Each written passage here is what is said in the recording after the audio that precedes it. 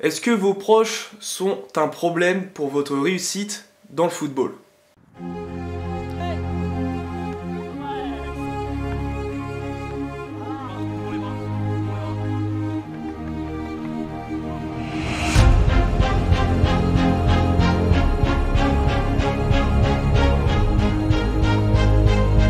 Salut l'équipe, c'est Coach Leko et bienvenue dans cette vidéo numéro 2 de cette semaine 100% vidéo.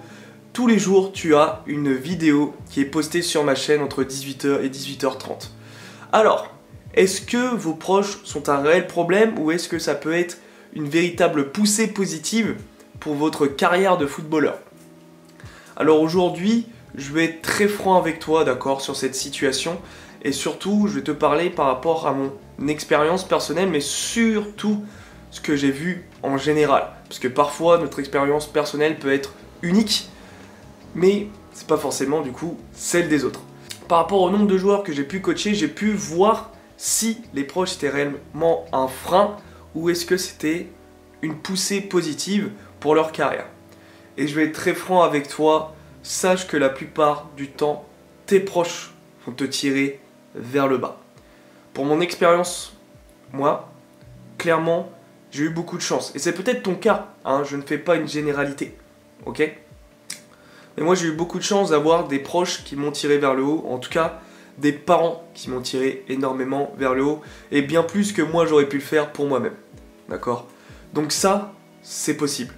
Clairement, je ne dis pas que tous les proches, tous vos parents sont des personnes qui vont vous mettre des freins. Mais sachez que vous rentrez dans un monde particulier. Devenir footballeur professionnel ou en tout cas faire de votre vie le football.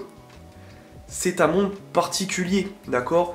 C'est très rare que vous ayez, en tout cas ceux qui me regardent, des parents footballeurs. Que ça soit footballeur en national ou footballeur pro. C'est rare, très très rare. Donc c'est un monde qu'ils ne connaissent pas, d'accord?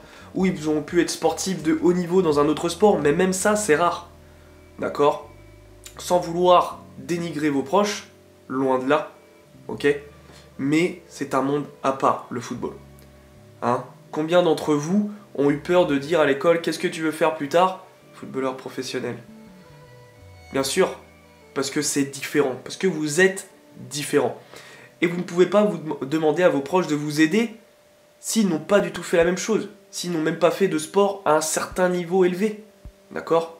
C'est impossible. Ils vont vous dire leur expérience, leur façon de voir les choses, comment ils ont bossé. Tu veux dire footballeur pro? Allez, prends un vrai métier. D'accord? Et même si dans votre tête, d'accord, vous allez vous dire que vous ne les écoutez pas, c'est très difficile intérieurement de ne pas écouter sa mère, son père, son grand-père, d'accord, son petit copain ou sa petite copine, d'accord, pour éviter de la blesser ou de le blesser. C'est difficile.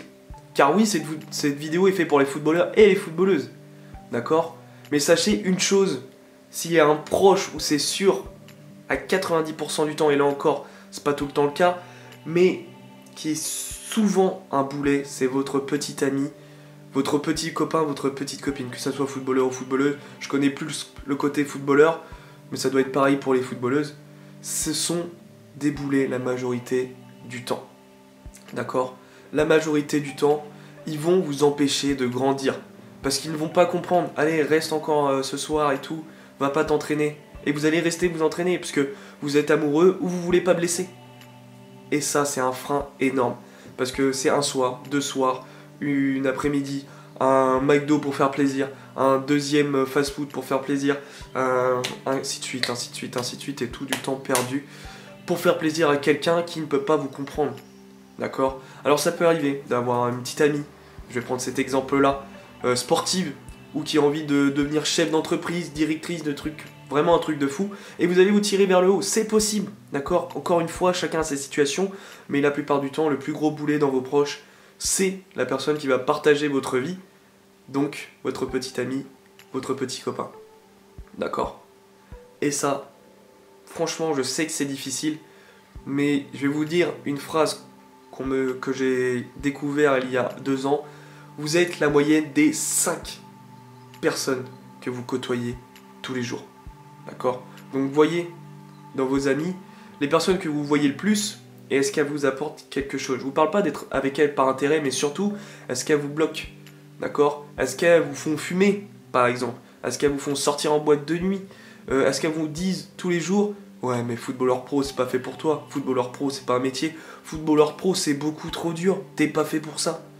D'accord? Réfléchissez. Parce que clairement, vos proches peuvent vous détruire. Mais, bien évidemment, la personne qui doit être le plus positive dans votre entourage, c'est vous. Ça, par contre, il n'y a pas de détail, ça changera jamais. Ok? C'est ultra important de croire en vous, parce que c'est clair que là, eux, dès qu'ils vont vous mettre un frein, c'est fini, ça va être le blocage total. Vous devez croire en vous et en vos objectifs.